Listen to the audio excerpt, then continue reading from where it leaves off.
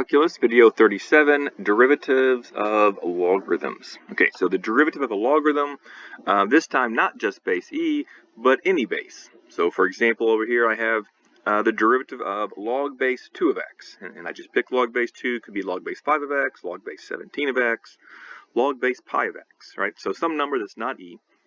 We know how to do the derivative here if it's base e, right? The natural log of x is 1 over x. The natural log of u is u prime over u. Just to kind of remind ourselves, the derivative of the natural log of x is 1 over x. The derivative of natural log of u is u prime over u. We're going to find that we're going to get something very similar here if the base is not e. So let's go into our proof. We'll say the derivative of log base a of x, so some other number here, is equal to, normally it'd be like 1 over x, right? If it was natural log of x, the derivative would be 1 over x. This time it's 1 over natural log of a times x. It's still 1 over x, but we get that extra natural log of a in the denominator. That is the derivative. Let's prove that derivative.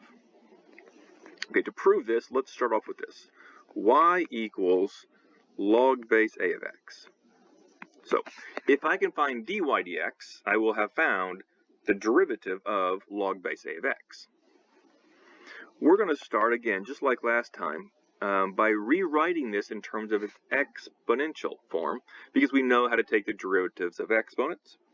And once again, the way to turn this into exponential form is you take the base a here, you raise it to the power of whatever you're equal to, in our case that's y, is equal to what you have where you were taking the logarithm of x. So a to the y is equal to x.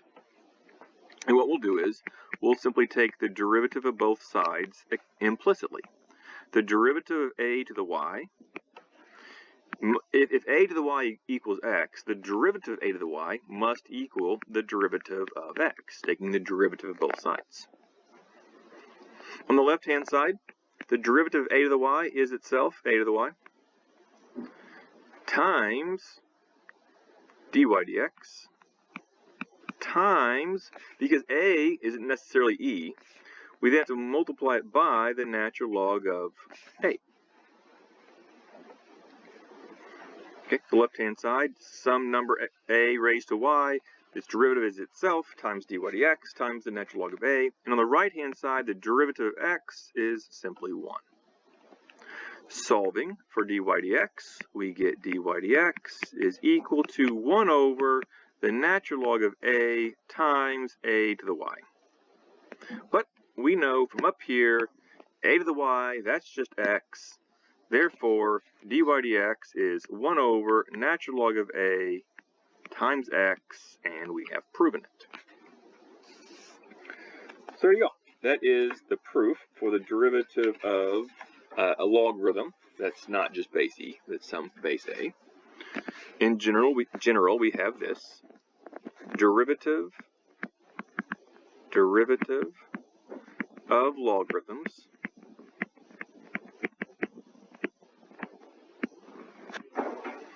the derivative of log base a of x is equal to 1 over x with a natural log of a in the denominator.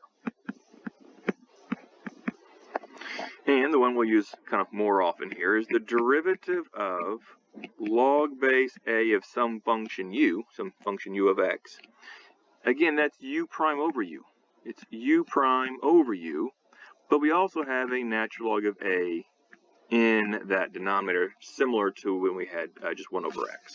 So it's u prime over u with a natural log of a in the denominator. That is the derivative formula for logarithms of not just base e. So let's give it a shot. I've got 3 examples here. Example number 1.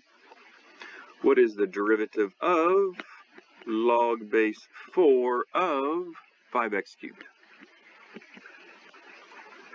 Okay, we have to be a little careful here. I see some people want to take that cube and walk it out in front of the logarithm. And I like that idea usually, but not in this case, because the logarithm is log base 4 of 5x cubed. what's being cubed here? It's just the x that's being cubed.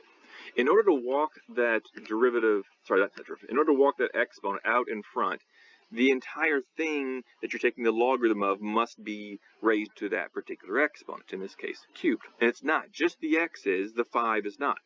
You have two choices. You could look at this as two separate functions, log base 4 of 5 plus log base 4 of x cubed, and then you could, in fact, bring the 3 down that one. Or just do u prime over u. All right. Let's separate it. So we're not taking the derivative yet. We're just still the derivative of.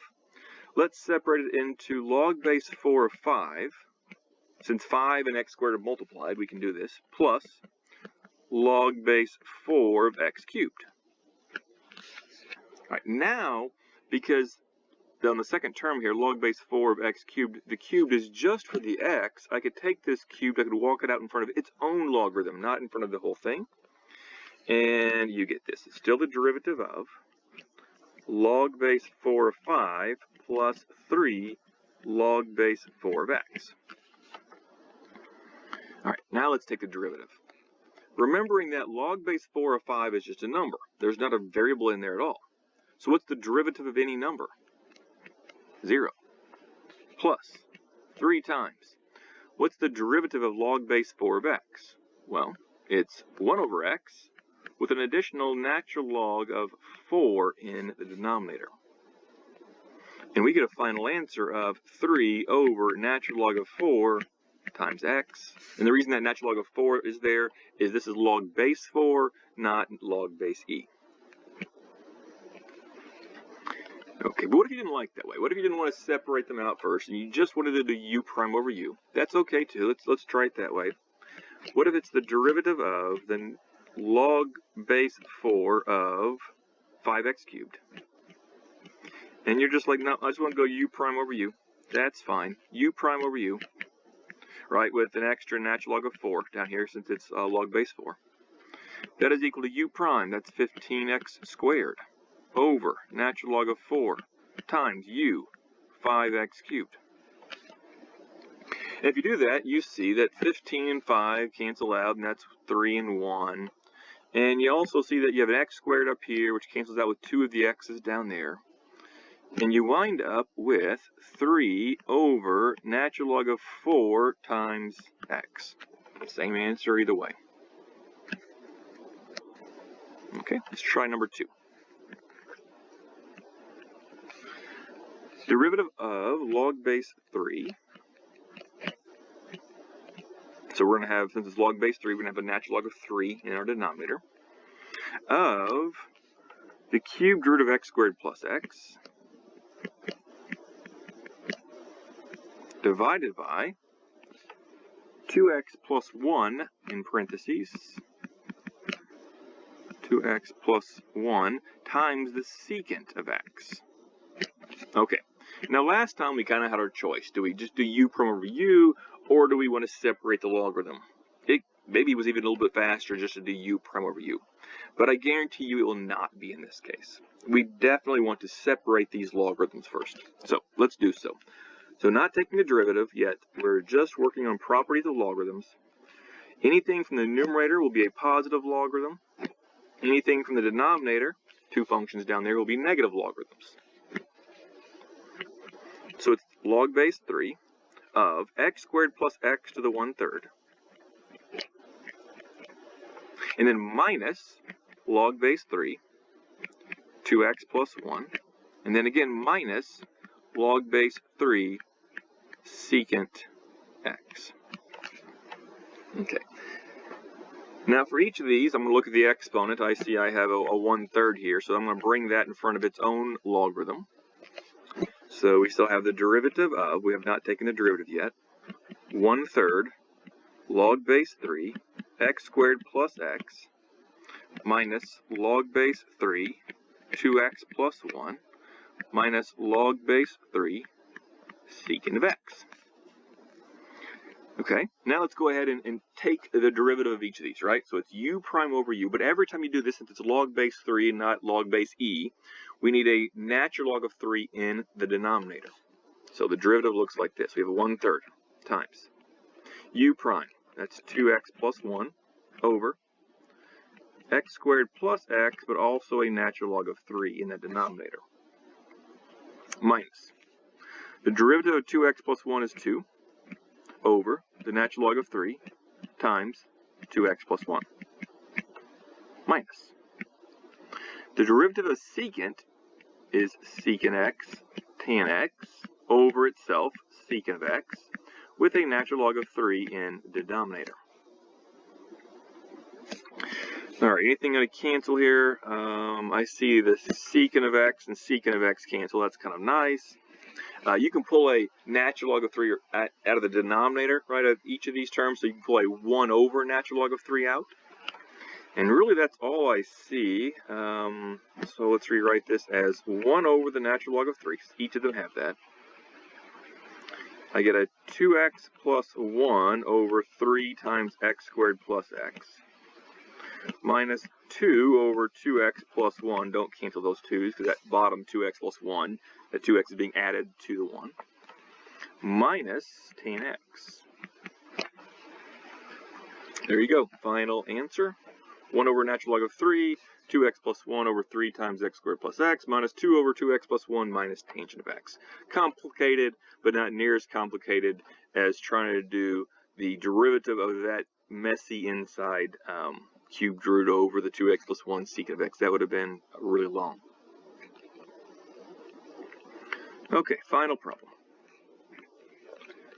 What is the derivative of the natural log of the natural log of x? This one's kind of fun. All right, we have the kind of a composition of functions here, right? We have the natural log of the natural log of x. So in this case, the natural log of x here, that's like my u. And so when I'm taking the derivative of this outside natural log function, it's u prime over u, where my u is the natural log of x. Pause the video, try it, see what you can get. Okay, so if natural log of x is my u value, then u prime would be its derivative. The derivative of natural log of x is 1 over x, over u, which is itself the natural log of x. And this is equal to, you can bring this down and make it 1 over x times the natural log of x. Final answer. And that is all for the derivatives of logarithms of bases not e, right? And I should say it works for base e as well. If I have the derivative of the natural log, so that's base e, right, of say x squared plus 3, just to make it easy here. And I say, well, that's u prime over u times the natural log of the a, right, in the denominator. U prime over u, that's 2x over x squared plus 3. And I can still use this idea that I should have a natural log of the base down here, but my base is e. And the natural log of e is 1, right? That is just 1.